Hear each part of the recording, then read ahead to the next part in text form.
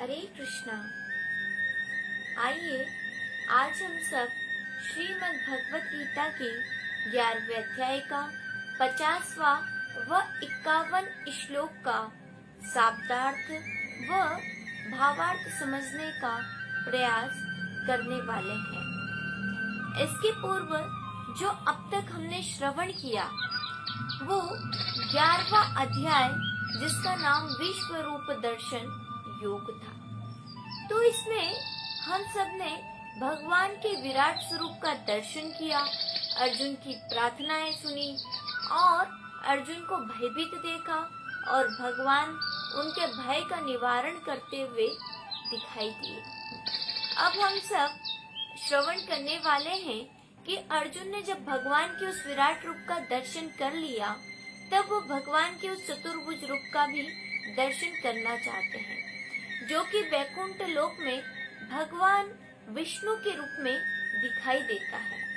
तो चतुर्भुज रूप के दर्शन करने की प्रार्थना अर्जुन भगवान श्री कृष्ण से करते हैं कि है प्रभु, आपका शंख चक्र गदा पद्म धारण किए हुए वह चतुर्भुज रूप मुझे दर्शन कराइए। जब अर्जुन ने इस प्रकार से दर्शन कराने की प्रार्थना की तब भगवान श्री कृष्ण ने अर्जुन से कहा, हे अर्जुन, तुम अपने मूढ़ भाव को त्यागो और स्थिर चित्त हो जाओ। पहले तुम्हें अपने मूढ़ भाव का त्याग कर देना चाहिए और अपने चित्त को स्थिर कर देना चाहिए और भक्ति और प्रेम के सहित मेरे इस चतुर्भुज रूप का दर्शन करो। भगवान कहते हैं कि मैं भक्त की सभी कामनाओं को पूर्ण करता हूँ और जब भगवान अपने भक्त पर प्रसन्न हो तो उनकी सभी इच्छाओं को पूर्ण करते हैं। यही एक भाव यहाँ पर हम सब देख सकते हैं कि अर्जुन की प्रार्थना पर भगवान ने उन्हें विराट रूप दिखाया। अब वही प्रार्थना भगवान श्री कृष्ण से जब अर्जुन कर रहे हैं तब भगवान उन्हें अपना वही चतुर्भुज रूप जो कि वैकुंठ में दर्शनीय है, वैकुंठ में ही देखा जा सकता है, उसी रूप को दिखाने के लिए भी तैयार हो गए। इसी का एक उदाहरण हम देख सकते हैं कि भगवान श्री कृष्ण ने चतुर्भुज रूप या वैकुंठ वाले उस रूप का केवल यही दर्शन नहीं कराया था। श्रीमद् भागवतम में बताया जाता है कि जब सभी नंद बाबा के यहाँ सभी ग्वाल बाल जब भगवान श्री कृष्ण से प्रार्थना करते हैं कि है प्रभु, आपका वह वैकुंठ वाला रूप या आपके वैकुंठ का हमें दर्शन कराइए, तब भी भगवान श्री कृष्ण बाल्यकाल में ही अपने सभी ग्वाल बालों को अपने उस वैकुंठ लोक का और उस वैकुंठ के चतुर्भुज रूप का दर्शन कराते हैं। इसी के साथ हमने एक जगह और देखा है जहाँ पर भगवान श्री कृष्ण जो है अपने चतुर्भुज रूप का शेष सैया पर विराजमान रूप का दर्शन कराते हैं, भगवान विष्णु रूप का दर्शन कराते हैं। और वो कब कराते हैं? जब अक्रूर जी के साथ जाते हैं। जब अक्रूर जी उन्हें लेकर के जाते हैं और अक्रूर जी के मन में दो बातें आ सकती है, या तो अहंकार कह लो या फिर उनके मन में भगवान की रक्षा की जो भावना थी कि भगवान की रक्षा की भावना बार बार उनके मन में आती है कि भगवान की रक्षा कैसे होगी, कंस तो बड़ा अत्याचारी है, कंस तो बड़ा बलवान है, तो भगवान ये छोटे छोटे तो नन्हे बालक है बलराम और श्री कृष्ण, ये अपनी रक्षा कैसे कर पाएंगे। तो वो बहुत सारे इंतजाम करते, खूब सारी व्यवस्थाएं करते हैं भगवान की सुरक्षा करने के लिए। तब उनका वो मोह दूर करने के लिए, अक्रूर जी का ये तो अहंकार कह दो या मोह कह दो, उस मोह को भंग करने के लिए भगवान श्री कृष्ण यमुना जी में अक्रूर जी को दर्शन कराते हैं। ये बात आप सबको विदित होगी, जैसा कि हम सब कृष्ण लीला में दर्शन कर सकते हैं कि जब यमुना जी आती हैं तब अक्रूर जी कहते हैं कि चलो कृष्ण, हम स्नान कर लेते हैं। तब वो कहते हैं एक काम कीजिए काका, आप ही स्नान करके आइए, हम तो यही रथ में बैठेंगे।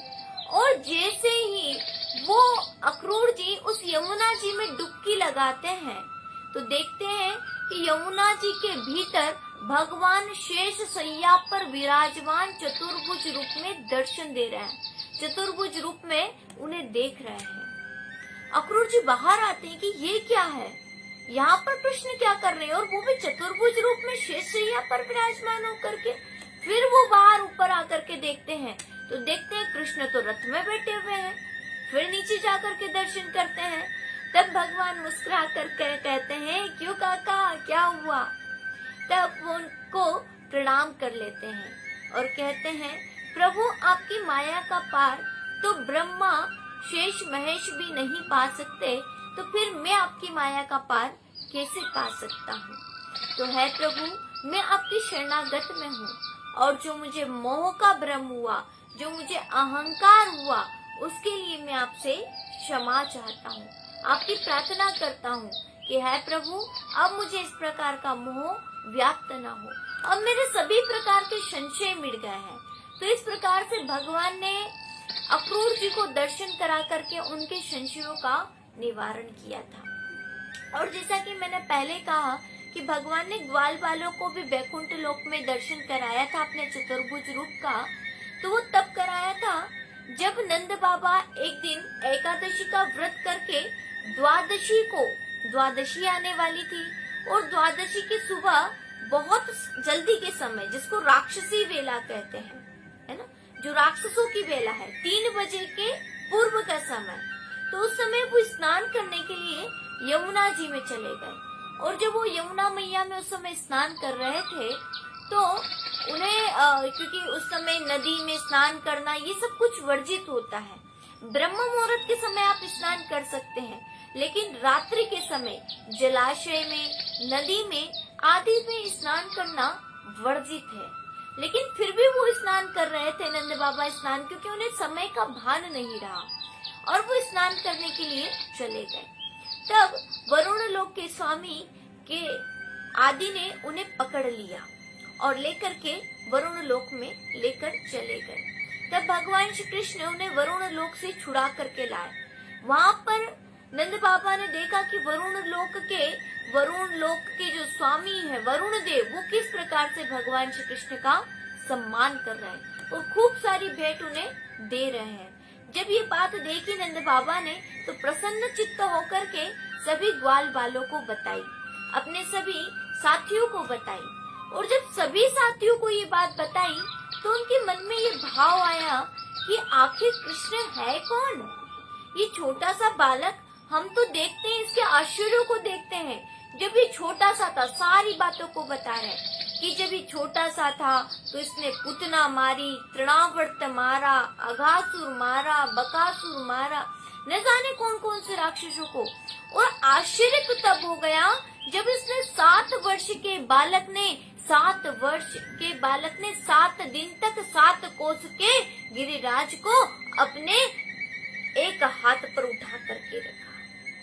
संत तो कहते हैं एक उंगली के नख पर उठा करके रखा। सुखदेव जी महाराज ने कहा एक हाथ पर उठा करके रखा। लेकिन 7 वर्ष का बालक 7 कोस के ब्रज को 7 दिनों तक एक हाथ पर उठाकर कैसे रख सकता है?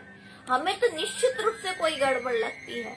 तुम्हारे बालक में कोई तो बात है।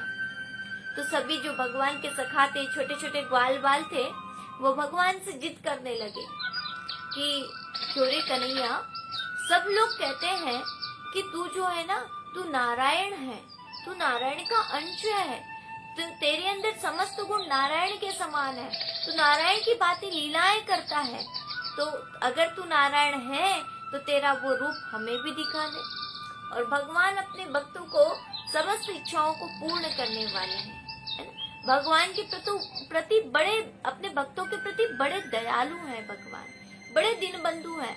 यूं तो भगवान किसी भी अकड़बाज की आप 1 क्विंटल सोना चढ़ाओ, 2 क्विंटल सोना चढ़ाओ, भगवान अगर भक्त की कल्याण करने वाली इच्छा है तो ही वो उसे पूरा करेंगे, नहीं तो वो भक्त की इच्छा को पूरा नहीं करते।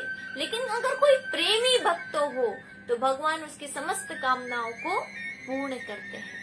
और यहाँ पर यही एक उदाहरण हमें देखने को मिलता है कि जैसे ही उन ग्वाल बालों ने जिद की तो भगवान ने उन्हें वैकुंठ लोक का दर्शन कराया। इसके पश्चात नंद बाबा ने भी सबसे कहा कि देखिए, जो मेरा पुत्र है, गर्गाचार्य जी ने जो जो बात उनसे कही थी वो सारी की सारी बात उन्होंने सारे गांव वालों को बताई। तब जा करके सभी जो गांव वाले हैं, नंद गांव वाले, वो सब के सब संतुष्ट होकर के अपने घर चले गए। तो इस प्रकार से हम देखते हैं कि भगवान ने आवश्यकता पड़ने पर अपना विराट रूप भी दिखाया, अपना चतुर्भुज रूप भी समय समय पर भगवान दिखाते रहे हैं। तो आइए अब हम देखते हैं कि भगवान ने अपना चतुर्भुज रूप दिखाकर अर्जुन को क्या कहा, कैसे दिखाया, इसका वर्णन यहाँ पर संजय कर रहे हैं। और संजय ने क्यों किया धृतराष्ट्र को? क्योंकि वो चाहते हैं कि अभी भी युद्ध में आपके पुत्र मारे नहीं गए हैं। तुम चाहो तो अभी भी दुर्योधन दुशासन को बचा सकते हो, क्योंकि जो अर्जुन के साथ है वो कोई साधारण नहीं है, वो कोई साधारण मानव नहीं है, वो कृष्ण है और वो जगत के पालन करता, जगत के स्वामी है। अगर तुम चाहो तो अभी भी धर्म के पक्ष ले सकते हो और अपने पुत्रों को मृत्यु से बचा सकते हो। क्यों? क्योंकि भगवान के भक्त अत्यंत दयालु होते हैं। भगवान भी दयालु होते हैं, वो दया के सागर है, वो दया करके सारे अपराधों को क्षमा कर देंगे, केवल उनकी शरणागति में जाने की आवश्यकता है। लेकिन कहते हैं ना, जब आंख के अंधा हो तो भगवान का दर्शन किया जा सकता है, लेकिन जब जिसके अंतर चक्षु बंद हो तो वो भगवान के दर्शन कैसे कर सकता है? जिसके ऊपर माया का पर्दा पड़ा हो तो फिर वो भगवान के दर्शन कैसे कर सकता है? भौतिक आंखों का कोई अगर अंधा हो तो वो निश्चित रूप से भगवान के दर्शन कर सकता हो, ये कोई बड़ी कमी नहीं है। लेकिन अगर कोई अंदर से भी अंधा हो तब फिर भगवान का दर्शन कभी भी नहीं कर सकता, किसी भी रूप में नहीं कर सकता। सूरदास जी महाराज की आंखें नहीं थी, सूरदास जी की आंखें नहीं थी, लेकिन वो भगवान का दर्शन किया कर सकते थे। भगवान की उन लीलाओं को जो कि उस समय हुआ करती थी, उन समस्त लीलाओं को जो भगवान ने द्वापर युग में की थी, भगवान ने उन समस्त लीलाओं का न केवल दर्शन किया बल्कि उन सभी लीलाओं को अपने पद के रूप में लिखा भी था। न केवल दर्शन किया बल्कि लिखा भी था। तो आंख का अंधा होना उतनी बुरी बात नहीं है जितने की अपनी अंतर चक्षुओं का बंद होना है। तो यहाँ पर जो धृतराष्ट्र है, उनके पास में कहते हैं ना, कोई क्रोध में अंधा है, कोई लोभ में अंधा है, कोई मोह में अंधा है। सब अंधे तो है, लेकिन सबके पास में अलग अलग कारण है। किसी के पास में लोभ की अंधा है, किसी के पास में खूब पैसा, खूब धन है तो वो उसमें अंधा हो गया। किसी के पास में क्रोध के कारण अंधकार में हो जाता है, जब बहुत गुस्सा आता है तब वो सब कुछ भूल जाता है। तो कभी कोई व्यक्ति उसमें अंधा हो जाता है। कभी हम देखते हैं कि हर चीज इस संसार की, काम चाहे क्रोध हो, चाहे लोभ हो, चाहे मोह हो, और यहाँ पर धृतराष्ट्र का जो अंधापन है वो मोह का अंधापन है।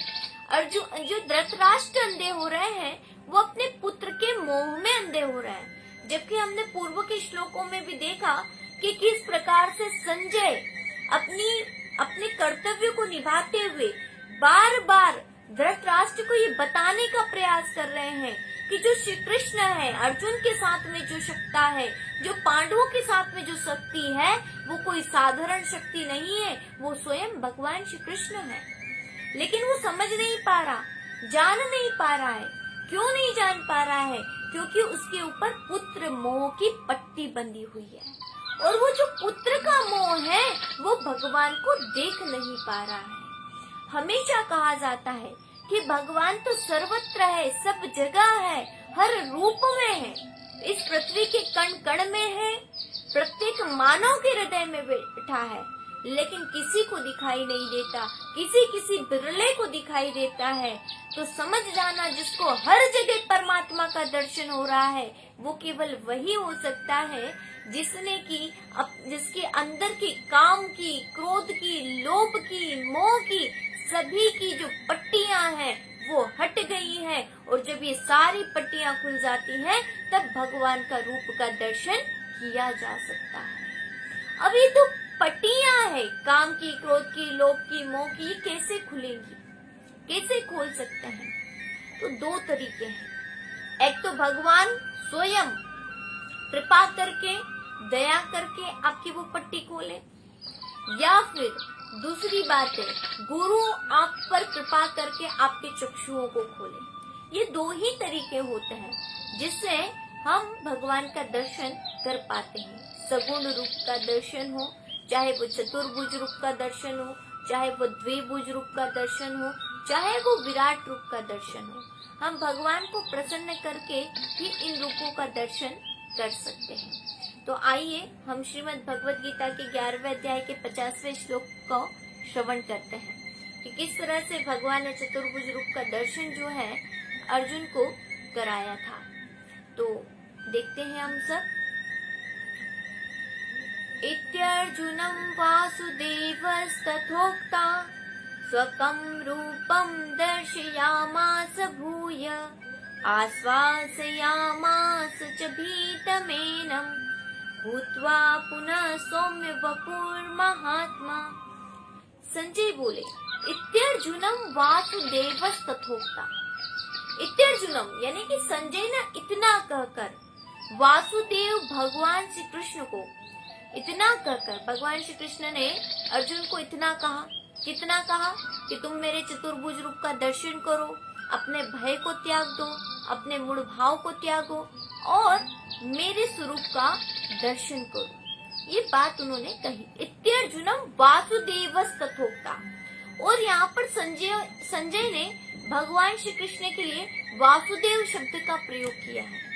इसके दो अर्थ हैं।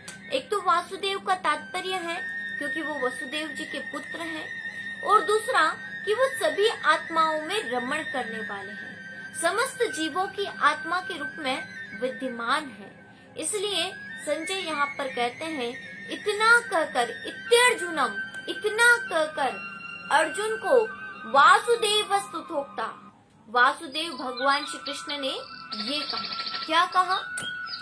स्वकं रूपम दर्शयामास भूय, मेरे स्वयं के रूप का दर्शन करो। भगवान अपने चतुर्भुज रूप का दर्शन करा करके कह रहे हैं कि मेरे उस स्वरूप का दर्शन करो। स्वकं रूपम दर्शयामास भूय, भूय शब्द प्रयोग किया है, और भूय शब्द का तात्पर्य होता है फिर से। हम सब जानते हैं, पूर्व के श्लोकों से पढ़ते आ रहे हैं कि भूय का मतलब होता है फिर से। तो भगवान कह रहे हैं कि है अर्जुन, तुम पहले मेरे चतुर्भुज रूप का दर्शन कर चुके हो, लेकिन फिर से मेरे चतुर्भुज रूप का दर्शन करो। तो अर्जुन ने पहले चतुर्भुज रूप का दर्शन कब किया था? तो हम सब जानते हैं कि जब भगवान ने को विराट रूप दिखाया था, उस समय वो कह रहे थे, क्या कह रहे थे? ब्रह्मांड मीशम कमलासनस्तम। इसी अध्याय में अर्जुन ने कहा था भगवान श्री कृष्ण को कि है प्रभु, मैं आपके हाथ में शंख चक्र गदा पद्म धारण किए हुए देख रहा हूँ, आपको अनंत नागों को देख रहा हूँ, शेषनाग की शैया पर देख रहा हूँ। इसका तात्पर्य यही हुआ कि भगवान के उस बैकुंठ लोक वाले चतुर्भुज रूप का दर्शन अर्जुन कर चुके हैं, लेकिन अर्जुन ने फिर से प्रार्थना की, इसलिए भगवान उसे फिर से दिखा रहे हैं। इसलिए यहाँ पर भगवान श्री कृष्ण ने कहा वासुदेवस्तथोक्ता और स्वकं रूपम दर्शयामास भूय, तुम इस रूप का मेरा दर्शन फिर से करो। आश्वासयामास च भीतमेनं भूत्वा पुनः सौम्य वपुर महात्मा, और तुम आश्वस्त हो जाओ, यानी कि तुम्हें धीरज धारण करना। आश्वासयामास, आश्वासयामास का तात्पर्य होता है कि तुम्हें अब धीरज धरना चाहिए, तुम्हें किसी भी प्रकार से धैर्य को खोना नहीं चाहिए, परेशान नहीं होना चाहिए। तुम अपने धैर्य को धारण करके रखो और मेरा भय भी रहित हो जाओ, भय से रहित होकर, भीतमेनं, भय को छोड़ दो, और भय को छोड़कर पुनः भूत्वा पुनः सौम्य वपुर महात्मा, और भगवान ने फिर से अपने उस चतुर्भुज रूप का दर्शन कराया, और उस चतुर्भुज रूप का दर्शन करा करके फिर से भगवान श्री कृष्ण ने, सौम्य मूर्ति भगवान श्री कृष्ण ने अपना वही द्विभुज रूप धारण कर लिया। भगवान ने पहले तो अपना चतुर्भुज रूप का दर्शन करा दिया, फिर कहा कि भय रहित हो जाओ, और जब ऐसा कह दिया तो फिर सौम्य मूर्ति भगवान श्री कृष्ण ने वापस से अपना द्विभुज रूप धारण कर लिया। अब यहाँ पर सौम्य का क्या तात्पर्य है? इस श्लोक में शब्द प्रयोग किया गया है सौम्य वपुर महात्मा, है ना, कि महात्मा श्री कृष्ण ने वापस से अपना सौम्य रूप धारण कर लिया। क्यों? तो सौम्य का कहने का तात्पर्य जो परम शांति देने वाला है, परम सुंदर है, जिस रूप के समान कोई अन्य रूप सुंदर नहीं है, उसको कहा जाता है सौम्य रूप। तो इसलिए भगवान श्री कृष्ण ने चतुर्भुज रूप दिखाने के बाद में सौम्य वपुर महात्मा, और पुनः सौम्य वपुर महात्मा का तात्पर्य कि फिर से वापस वही अपना चतुर्भुज रूप धारण कर लिया है। तो आइए श्रीमद् भगवत गीता जय गोविंदका जी से इसका तात्पर्य हम सब एक बार पढ़ेंगे। संजय बोले, वासुदेव भगवान ने अर्जुन के प्रति इस प्रकार कहकर फिर वैसे ही अपने चतुर्भुज रूप को दिखलाया, और फिर महात्मा श्री कृष्ण ने सौम्य मूर्ति होकर इस भयभीत अर्जुन को धीरज दिया। भगवान सौम्य मूर्ति हुए और फिर उन्होंने अर्जुन को धीरज भी दिया कि है अर्जुन, तुम भयभीत मत हो। देखिए अर्जुन को भगवान कितनी बार धीरज बंधा रहा है, कितनी बार धैर्य धारण करने को कह रहे हैं। बार बार भगवान ने अपना इतना विराट रूप, विकराल रूप धारण कर रखा था, फिर भी एक भक्त के प्रति जो प्रेम का भाव था वो भगवान का कभी भी खत्म नहीं हुआ। भगवान सदैव अपने भक्त से प्रेम भरी चर्चा करते रहे। और यहाँ पर हमने देखा कि अर्जुन से भी भगवान श्री कृष्ण फिर से वही बात कह रहे हैं कि अर्जुन, तुमने ये जो दर्शन कर लिया है, अब इसको दर्शन करने के पश्चात चतुर्भुज रूप का दर्शन तो कर लिया, लेकिन फिर से मैं भगवान ने तुरंत ही चतुर्भुज रूप का दर्शन कराने के तत्पश्चात तत्क्षण ही वापस अपना दो भुज रूप धारण कर लिया। इस पर अर्जुन अब भगवान से कहते हैं, अब अर्जुन सावधान होकर के क्या कहते हैं, जब भगवान ने अपना विराट रूप भी दिखा दिया है और चतुर्भुज रूप भी दर्शन करा दिया है, तो अब अर्जुन के मन में क्या भाव आ रहा है। तो आइए हम सब दर्शन करते हैं कि अर्जुन अब क्या कह रहे हैं उस चतुर्भुज रूप का दर्शन करने के पश्चात। दृष्टेदं मानुषं रूपं तव सौम्यं जनार्दन, इदानीमस्मि संवृत्तः सचेतः प्रकृतिं गतः। दृष्टेदं मानुषं रूपम, है प्रभु आपका ये जो मानुष रूप है, मनुष्य रूप में आपको यानी कि दो भुज रूप में देख करके, दृष्टेदं मानुषं रूपम, आपका ये दो भुज रूप देख करके, ये जो कृष्ण रूप है, ये आपका रूप देख करके मुझे बड़ा शांति का अनुभव हो रहा है, बड़ा शांति का अनुभव हो रहा है। और क्यों हो रहा है? क्योंकि इसमें भगवान श्री कृष्ण अर्जुन जो है भगवान श्री कृष्ण में प्रेम रूप को देखते थे और इससे उन्हें बड़े शांति का अनुभव होता था, क्योंकि सखा है। अब सखा जब है तो वो उनसे कुछ भी कह सकते हैं, इसलिए उन्हें बड़ा शांति का अनुभव हो रहा है। इसलिए वो कहते हैं दृष्टेदं मानुषं रूपम तव सौम्यम जनार्दन, आपके सौम्य रूप को देख करके मुझे बड़ी ही शांति का अनुभव हो रहा है। और जैसा कि हमने देखा कि भगवान का जो दो भुज रूप है, दो भुजाओं वाला रूप है, वो रूप भी परम शांति को देने वाला है। क्यों देने वाला है? क्योंकि भगवान कृष्ण का तात्पर्य होता है सबको आकर्षित करने वाला, सबको आनंदित करने वाला। तो जब भगवान श्री कृष्ण के उस रूप का, दो भुज रूप का अर्जुन ने दर्शन किया, तब बड़ा ही आनंद का लहर उनके हृदय में उठी। क्यों उठी? क्योंकि वो शांति देने वाला है। सौम्य का तात्पर्य होता है शांति देने वाला, सुंदर, सुशील, इतना परम सुंदर जो कि परम आनंद का दर्शन करा दे। तो भगवान चाहे दो भुज रूप में ही क्यों ना आए। कई लोग कहते हैं कि भगवान तो चतुर्भुज रूप में है, तो फिर भगवान धरती पे तो दो भुज रूप में आए। तो ये संशय नहीं होना चाहिए। क्यों नहीं होना चाहिए? क्योंकि इसका उदाहरण हम कहाँ देख सकते हैं? रामचरित्र में भी दो जगह देख सकते हैं, कई जगह देख सकते हैं, लेकिन दो जगह का उदाहरण है। और कृष्ण चरित्र में भी हम दो जगह देख सकते हैं कि भगवान ने चतुर्भुज रूप धारण किया और फिर जो है दो भुज रूप धारण किया। तो भक्त को दो भुज रूप में ही आनंद आता है। हम देख सकते हैं कि जब भगवान श्री राम जी के रूप में जब भगवान प्रकट हुए थे, उस समय कौशल्या माता के सामने वो चतुर्भुज रूप में प्रकट हुए। तो माता क्या कहते हैं?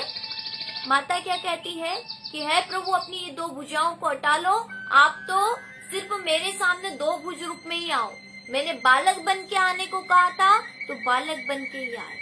ये बात आप सभी जानते हैं, ये प्राकट्य उत्सव के समय की बात है। तो जो भगवान का प्रेमी भक्त होता है वो भगवान को अपने ही समान, अपने ही जैसा देखने का प्रयास करता है। वो चाहते हैं भगवान मेरे ही जैसे हो जाए, घुल मिल जाए। देखिए आपका कोई मित्र हो, बहुत बड़ी पोस्ट पर हो, बहुत बड़ा हो, तो क्या वो उसी रूप में आए, उसी रूप में उसका जो अपना व्यवहार है, उसका जो एटीट्यूड है, उसका जो नजरिया है, अगर उसी पोस्ट जैसा बना हुआ हो तो आप में मित्रता का व्यवहार संभव नहीं हो पाएगा। लेकिन जब आपका वो मित्र, उसका वो जो वहाँ का यूनिफॉर्म है, पुलिस का हो चाहे आर्मी का हो चाहे कोई और हो, उसको त्याग करके आपके रूप में, अपने रूप में मिलेगा, तब भाव अलग होता है। और जब वो यूनिफॉर्म में हो तब भाव अलग हो जाता है। तो यहीं पर जो भक्त है वो सदैव ही भगवान का द्विभुज रूप दर्शन करना चाहते हैं। जैसा कि हम जानते हैं कि जब भगवान श्री कृष्ण देवकी वसुदेव के कारागृह में चतुर्भुज रूप में प्रकट हुए हैं, तब उस समय भी वो कहते हैं कि प्रभु आप तो दो भुज रूप में छोटे से बालक के रूप में प्रकट हो जाओ। तो ये भगवान के भक्तों की मंशा रहती है, जिससे कि हम प्रेम का आदान प्रदान कर सकें। और प्रेम का आदान प्रदान करवाने के लिए ही वो भगवान का दो भुज रूप का दर्शन करना चाहते हैं, जो कि परम आनंद प्रदान करने वाला होता है भक्तों के लिए। जैसा कि मैंने अभी कुछ क्षण पहले एक और उदाहरण दिया था कि बैकुंठ लोक में जब चतुर्भुज रूप में भगवान का दर्शन किया उन सभी ग्वाल बालों ने, तो वो कहने लगे, अरे कन्हैया तू तो हमारा दो भुज रूप में ही बड़ा अच्छा लगता है, ये कोई अच्छा नहीं लगता। ये जो तू शंख चक्र गदा पद्म कमल धारण करता है ना, ये तो बिल्कुल भी सूट नहीं करता। हमें तो वही रूप अच्छा लगता है जिस रूप में तू हमको अपने हाथन से भोजन कराया करे और तू हमारे हाथ से भोजन करा करे, क्योंकि इसमें प्रेम का आदान प्रदान है। इसमें भक्त और भगवान की आपसी भावनाएं जुड़ी हुई है। तो इस तरह से भगवान अगर कोई भी रूप धारण करे तो हमें कभी भी संशय नहीं होना चाहिए। इसलिए अर्जुन कह रहे हैं, दृष्टेदम मानुषम रूपम तव सौम्यम जनार्दन इदानीमस्मि संवृत्तः सचेता प्रकृतिम गता। अब मैं स्थिर चित्त हो गया हूँ। इदानीमस्मि, अब मैं स्थिर चित्त हो गया हूँ। अब मैं, इद मतलब अब, मस्मि मतलब मैं क्या हो गया हूँ, स्थिर चित्त हो गया हूँ। संवृत्तः सचेता प्रकृतिम गता, और अपनी स्वाभाविक स्थिति को प्राप्त हो गया हूँ। अब मैं सरल हो गया हूँ, अब मैं शांत हो गया हूँ। भगवान के उस रूप को देख करके, दो भुज रूप को देख करके अर्जुन को परम आनंद हुआ, परम शांति का अनुभव हुआ। तो आज हमने जो अब तक श्रवण किया, 2 श्लोकों में 50 श्लोक और 51 श्लोक, दोनों में यही श्रवण किया कि सबसे पहले तो संजय ने वासुदेव कहकर भगवान श्री कृष्ण को पुकारा और धृतराष्ट्र को सावधान किया और ये बताने का प्रयास किया कि ये साक्षात नारायण है, तो युद्ध में विजय तो उसी की होगी जिसके साथ में नारायण है। इस तरह से धृतराष्ट्र को सावधान भी किया। दूसरी बात हमने ये देखी कि भगवान जो है, संजय जो है, भगवान के उस रूप को वर्णन भी किया है। साथ ही साथ आज हमने दर्शन किया कि अर्जुन उस रूप का दर्शन करके परम शांत हो गए, परम आनंद चित्त हो गए हैं और उनका सारा भय अब खत्म हो गया है। तो कल हम सब दर्शन करने वाले हैं कि भगवान श्री कृष्ण अर्जुन को उस चतुर्भुज रूप की दुर्लभता के बारे में बताएंगे। हम कल दर्शन करेंगे कि एक तो भगवान का वो जो रूप है वो कितना दुर्लभ है। चतुर्भुज रूप का दर्शन कौन कर सकता है और कौन नहीं कर सकता है, उसकी पात्रता कल भगवान बताने वाले हैं। साथ ही साथ हम देखेंगे कि भगवान का वो चतुर्भुज रूप अब तक भगवान ने किस किस को दर्शन कराया है। तो इसी के साथ आप सभी का बहुत बहुत धन्यवाद। हरे कृष्णा। आइए हम सब मिलकर के भगवान श्री कृष्ण के हरे कृष्ण महामंत्र का जप करते हैं, जिससे भगवान की शरणागति हमें प्राप्त हो, हमारा अंतःकरण शुद्ध हो, जिसमें अंतर्यामी परम पिता परमेश्वर भगवान श्री कृष्ण हमारी प्रार्थना को श्रवण कर सके। हम स्वार्थ छोड़कर परमार्थ के लिए कार्य करें, इसी भावना के साथ में आइए हम सब मिलकर के हरे कृष्ण महामंत्र का जाप करते हैं। हरे कृष्णा कृष्ण कृष्ण हरे हरे, हरे राम राम राम हरे हरे, हरे कृष्णा कृष्ण कृष्ण हरे हरे, हरे राम राम राम हरे हरे, हरे कृष्ण कृष्ण कृष्ण हरे हरे, हरे राम राम राम हरे हरे, हरे कृष्णा। आप सभी भक्त वृंद का बहुत बहुत बोली ग्रंथराज श्रीमद् भगवद गीता।